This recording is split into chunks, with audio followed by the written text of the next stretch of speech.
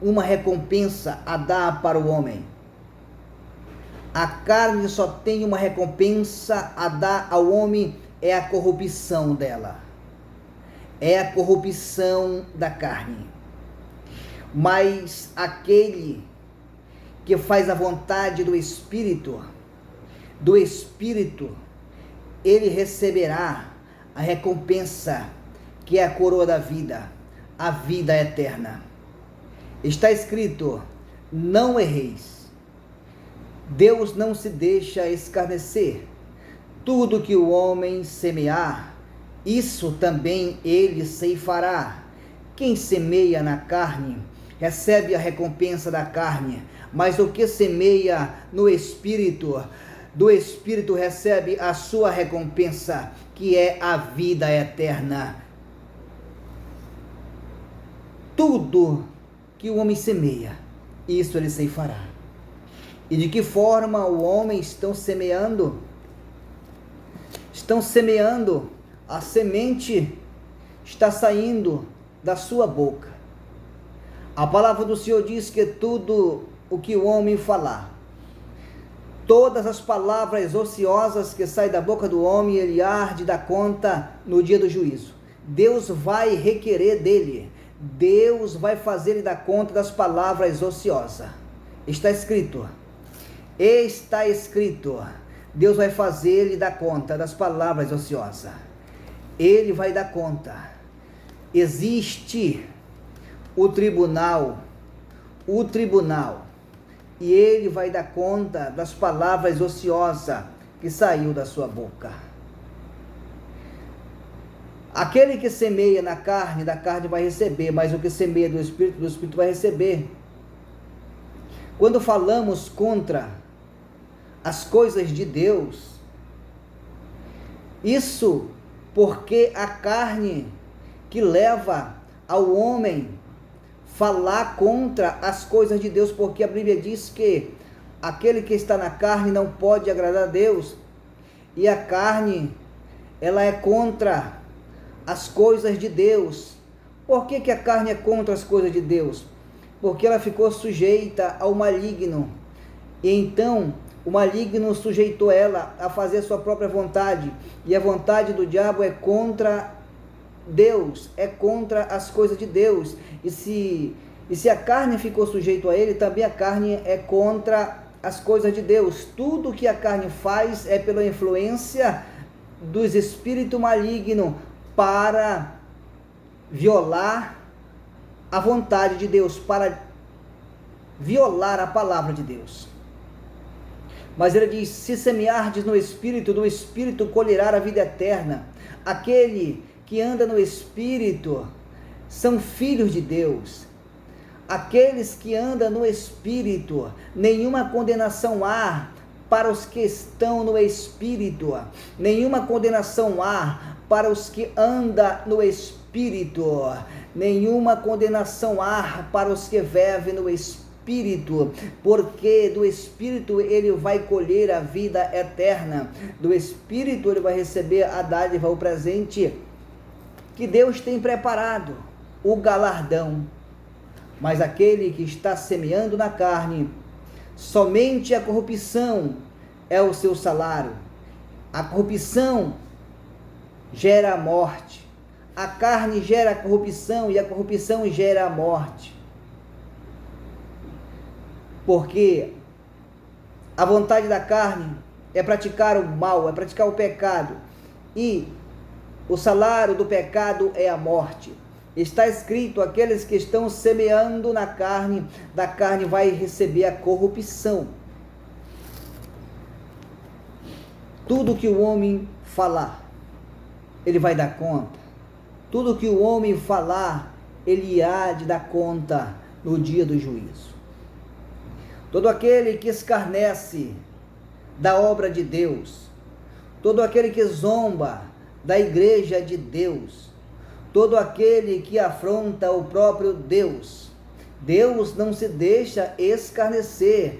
Tudo que o homem planta, isso ele vai colher, seja da carne ou seja no Espírito. Um certo homem disse: nem Deus pode afundá-lo este navio. Isto é afrontar a Deus. Isso é zombar do seu poder. E Deus o fez a próprias águas engolir aquele navio. 10 de abril de 1912, o Titanic se preparava para fazer a sua viagem de inauguração, construído com a maior tecnologia da época.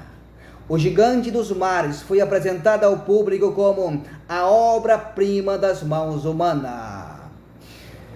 Com 256 metros de comprimento, 37 metros de altura, 57 metros de comprimento, com motores capazes de produzir mais de 1000 cavalos de força. Nada poderá afundá-lo, anunciavam as manchetes dos principais jornais da época. Mas, 10 de abril de 1912, o cais tornou-se em festa. Ouvia aqui e ali os rumores da despedida. Familiares embarcavam no navio. Familiares se despediam.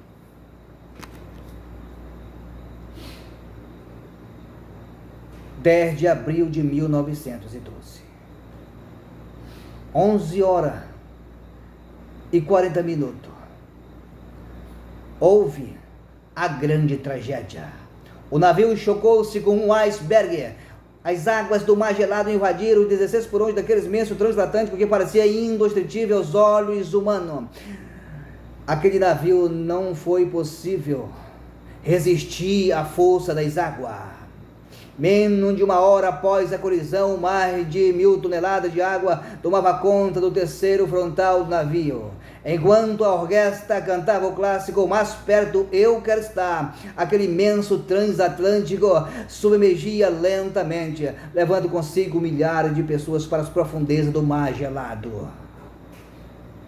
Porque tudo que o homem semeia na carne, da carne ele ceifará a corrupção, da carne ele ceifará a corrupção, e a corrupção ceifará a morte. Enquanto as manchetes anunciavam o grande navio, jamais visto, jamais construído, com 256 metros de comprimento, com 37 metros de altura, 57 metros de largura, com motores que produziam mais de 50.000 cavalos de força. Um gigante dos mares, capaz de resistir os maiores ventos, as maiores tempestades, as maiores ondas e vendavais. Então havia o grito do capitão, dizendo: esse navio é insubmergível, nem mesmo Deus pode afundá-lo. Mas, 11h, houve a grande tragédia. As águas transformada em iceberg. Os icebergs, que são águas congeladas, a própria água congelada rasgou o costado do navio, arrebentou com as laterais do navio, causando colisão e rasgando os seus compartimentos. E as águas tomaram conta daquele imenso transatlântico que parecia indestrutível aos olhos dos homens. Então está escrito: tudo que o homem plantar, isso ele colherá. Deus não se deixa escarnecer. Não erreis. Deus não se deixa escarnecer, porque tudo que o homem plantar, isso também ele vai colher. Quem semeia na carne, da carne colhe a corrupção, mas quem semeia no Espírito, do Espírito colhe a vida eterna.